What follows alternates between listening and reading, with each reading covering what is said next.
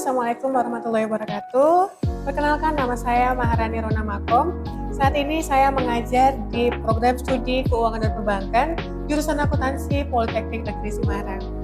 Di kesempatan yang baik ini, saya akan menerangkan kepada teman-teman semua mengenai mata kuliah yang saya ampu, yaitu mata kuliah Audit Internal Bank. Mata kuliah ini memiliki bobot 2 SKS dan mahasiswa bisa mengambil mata kuliah ini pada semester 5 selama 16 minggu pertemuan. Baik, saya akan memulai mendeskripsikan mata kuliah ini yang mengacu kepada rencana pembelajaran semester atau yang biasa kita singkat RPS. Mata kuliah Audit Internal Bank membekali mahasiswa dengan pengetahuan dan keterampilan yang mengedepankan topik mengenai pengantar auditing, etika profesional, kertas kerja, hingga pemahaman mengenai audit perbankan. Seperti yang kita ketahui bersama bahwa pendidikan vokasi memfokuskan pembelajaran 60% praktik dan 40% teori. Sehingga pada mata kuliah Audit Internal Bank, saya berkolaborasi dengan praktisi untuk memberikan gambaran real kepada mahasiswa mengenai proses audit yang terjadi di perbankan. Untuk capaian pembelajaran mata kuliah Audit Internal Bank, mahasiswa dapat mengetahui dan memahami proses audit internal bank. Saya akan lanjutkan mengenai pembahasan berkaitan dengan bahan kajian. Bahan kajian yang digunakan di mata kuliah Audit Internal Bank, yang pertama adalah pengantar auditing, etika profesional, bukti audit, kertas kerja, bank auditing, sistem pengendalian internal bank, audit berbasis resiko, audit transaksi dalam negeri, prosedur audit prakreditan, audit manajemen, audit umum dan kesekretariatan, prosedur audit bidang komputer dan teknologi informasi bank, audit treasury dan foreign exchange, audit transaksi luar negeri, dan yang terakhir adalah pelaporan audit internal bank. Untuk referensi yang saya gunakan di mata kuliah ini adalah pedoman dari Ikatan Banker Indonesia, lalu buku dari Amin Wijaya Tunggal, buku dari Jukriya Tawaf, dan saya membebaskan mahasiswa untuk mencari sumber referensi lain di internet ataupun di YouTube. Selanjutnya, metode pembelajaran yang saya gunakan di mata kuliah ini adalah metode sinkronus dan metode asinkronus. Metode sinkronus, saya menggunakan metode ceramah, di mana saya memaparkan secara langsung mengenai materi kuliah dalam kelas. Metode yang kedua adalah metode diskusi dan tanya jawab, di mana saya membentuk kelompok-kelompok kecil mahasiswa, lalu mereka mempresentasikan mengenai topik yang dibahas. Selanjutnya, saya menggunakan metode pembelajaran asinkronus. Metode pembelajaran asinkronus ini adalah metode di mana saya menggunakan media perantara pada saat proses belajar mengajar. Adapun aplikasi yang saya gunakan pada metode asinkronus ini adalah saya menggunakan LMS yang dari perguruan tinggi, lalu ada Kahoot, Mentimeter maupun Quizizz, sehingga mahasiswa lebih senang untuk mengikuti pembelajaran karena menggunakan aplikasi-aplikasi yang familiar bagi mereka. Evaluasi pembelajaran, saya sangat mengedepankan keaktifan mahasiswa di dalam kelas. Mahasiswa bebas bertanya pada saat saya memaparkan materi, jika ada materi yang belum dipahami. Selanjutnya adalah penilaian didasarkan kepada tugas-tugas, lalu ujian tengah semester dan ujian akhir semester. Interaksi mahasiswa, saya mempersilahkan mahasiswa untuk menghubungi saya melalui LMS, WhatsApp group, ataupun melalui email. Demikian paparan singkat saya mengenai rencana pembelajaran semester mata kuliah Audit Internal Bank. Berikut cuplikan video saat saya mengajar mata kuliah Audit Internal Bank di dalam kelas. Silakan disimak. Assalamualaikum warahmatullahi wabarakatuh. Waalaikumsalam warahmatullahi wabarakatuh. Selamat datang di pertemuan kita di minggu kedua ini. Ini adalah pertemuan kedua kita. Nah, seperti yang Ibu sampaikan di pertemuan sebelumnya, bahwa hari ini kita akan mendiskusikan hasil diskusi kelompok kalian sebelumnya mengenai kasus-kasus audit yang terjadi di Indonesia ataupun yang ada di luar negeri.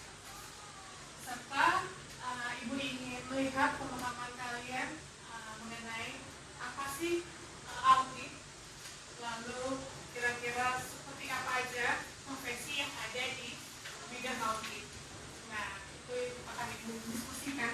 sebelum kita masuk ke materi, karena materi hari ini masih tentang seputaran audit, terutama bagian pengantar. Jadi Ibu ingin memastikan dulu kalian sudah paham supaya kita bisa masuk ke materi-materi yang lanjut. Oke, kemarin sudah dibagi kelompok. Sekarang Ibu ingin menanyakan ke kalian hasil diskusi kemarin. Untuk absen, ada yang mau absen? Oke, Ibu minta absennya.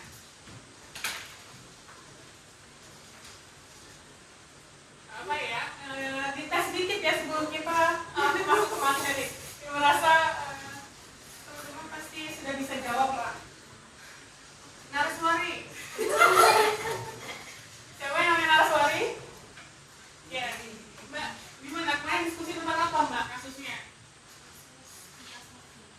Asabri, ada apa di Asabri?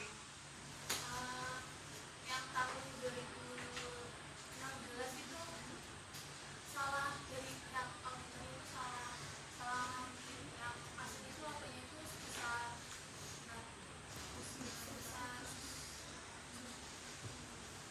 aslinya itu 116 miliar tapi naik jadi 530 miliar. Oke, itu adalah kasus audit di Asabri ya. Nah, dari kasus audit yang Mbak Naraswari cari gitu ya, terus kalian analisis satu kelompok. Apa sih pengertian audit menurut Mbak Naraswari?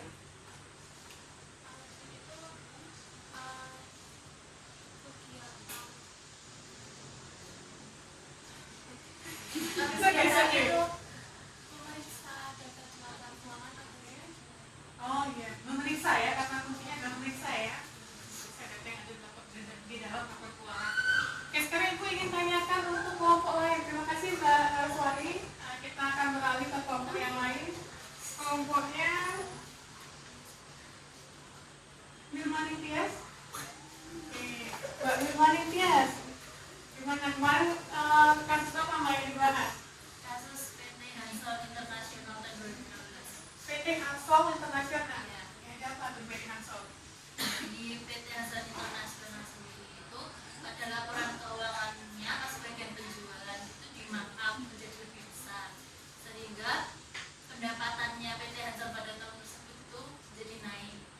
Oh gitu, jadi ada pendapatannya di markup ya. Nah, dari kedua case tadi yang sudah kalian bahas, semua mengarah ke itu akan bilang kecurangan ya di dalam laporan keuangan gitu ya. Nah, kalau Mbak kemarin Tias, kalau audit itu seperti apa Mbak? Proses audit itu? Kalau menurut saya itu audit itu proses mengkaji ulang dan mengevaluasi kinerja suatu perusahaan, bisa dari karyawannya perusahaan tersebut atau dari laporan keuangannya tersebut. Oke, mengkaji dan mengevaluasi ya. Nah, nanti kita akan bahas juga karena ada auditor independen, ada auditor internal, ada auditor eksternal. Jadi kalian nanti harus bisa membedakan tiga jenis auditor gitu ya.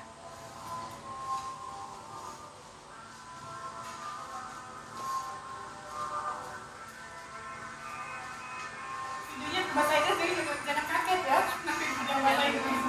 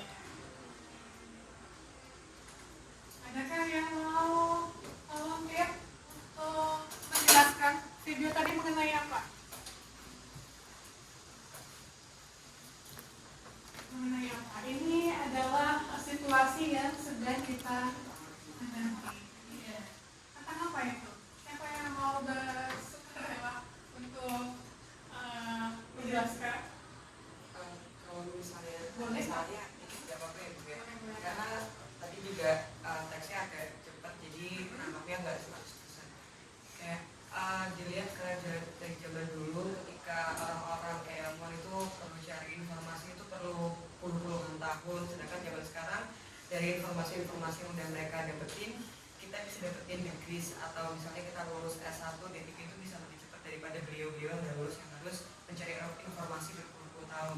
Tapi di sini dengan lulusnya kita sebagai nanti engineering ataupun akan jadi auditor atau akan jadi manajer, kita masih belum tahu ke depannya bakal jadi apa, karena di zaman sekarang ini ternyata kita juga sebagai manusia kita juga sudah berhasil menciptakan robot dan juga teknologi yang ternyata itu kalau misalnya dilihat itu teknologi yang dibuat oleh manusia ternyata bisa memberikan informasi dan juga hasil yang lebih cekatan daripada manusia tersebut. Jadi seiring perkembangan zaman di sini manusia juga akan menjadi kesulitan mendapatkan pekerjaan dikarenakan juga hasil teknologi yang udah dihasilkan oleh manusia itu sendiri. Jadi di sini mungkin kita harus bersaing sama teknologi yang udah kita buat. Ya, jadi manusia bersaing dengan robot gitu. Jadi ada yang bilang manusia bersaing dengan robot. Kurang lebih kayak gitu kalau ada koreksi kan. Iya. Thank you Ratana atas pendapatnya. Kita lebih fokus. Yang lain, ayo siapa yang lain? Ini, Warna Bintang. Ada yang mau menjelaskan dulu gambar yang bergerak ini? Masih ada hubungannya dengan video tadi? Selain Mbak Atana sama Mbak Aida, mungkin yang mas-mas lainnya yang berdua ini sweet, ya berdua sweet-sweetan kayak mau coba jelaskan.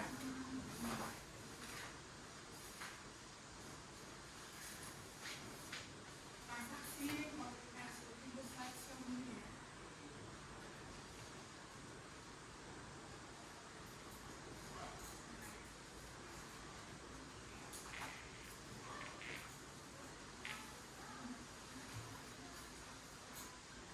Gambar apa ya? Jelaskan apa ini? Ya, ternyata mas-masnya keduluan sama Bang. Jadi first Bu. Kalau dulu manusia saat mau melakukan transaksi atau komunikasi itu harus kontak fisik dengan langsung. Nah kini semua itu tuh bisa melalui handphone dan yang bersangkutan itu nggak harus bertemu gitu loh, harus bisa melalui telepon. Nggak cuma komunikasi, transaksi juga.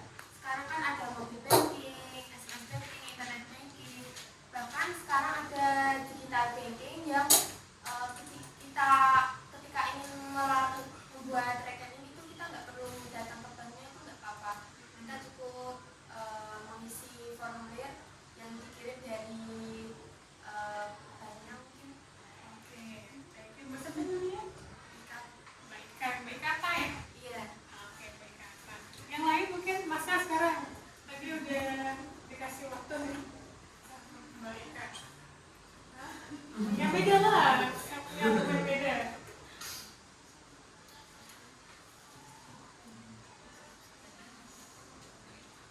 Dulu tuh mungkin transaksi kan kita harus ke teller dulu, pak kontak fisik itu. Tapi sekarang bisa pakai HP, mobile banking gitu, digital banking ya. Kalau konteksnya perbankan ya. Ya. Nah, gambar ini tuh menceritakan bahwa dulu itu orang bertemu harus secara langsung ya. Nah, setelah itu bisa menggunakan setelah perubahan kontak langsung ada lagi namanya telepon, bisa menggunakan telepon.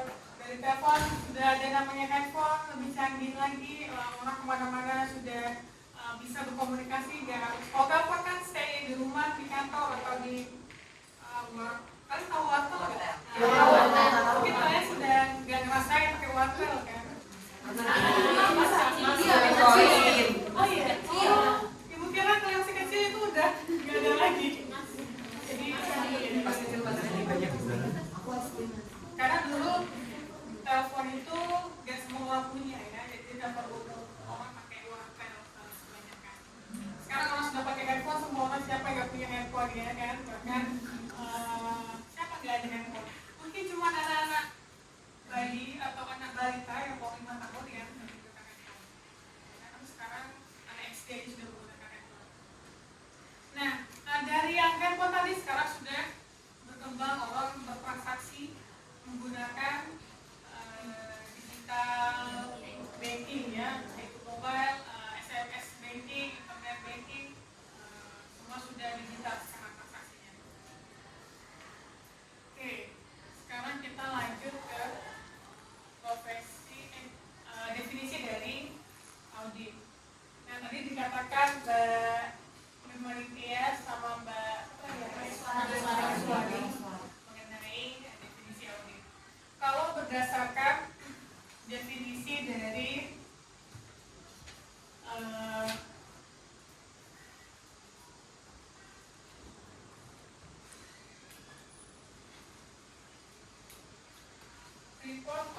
Committee on Basic Auditing Concept of the American Accounting Association mendefinisikan audit sebagai is a systematic process of objectivity obtaining and evaluating evidence regarding assertion about economic action and even to ascertain the degree of correspondence between those assertions and establishing criteria and communicating the result to interested users.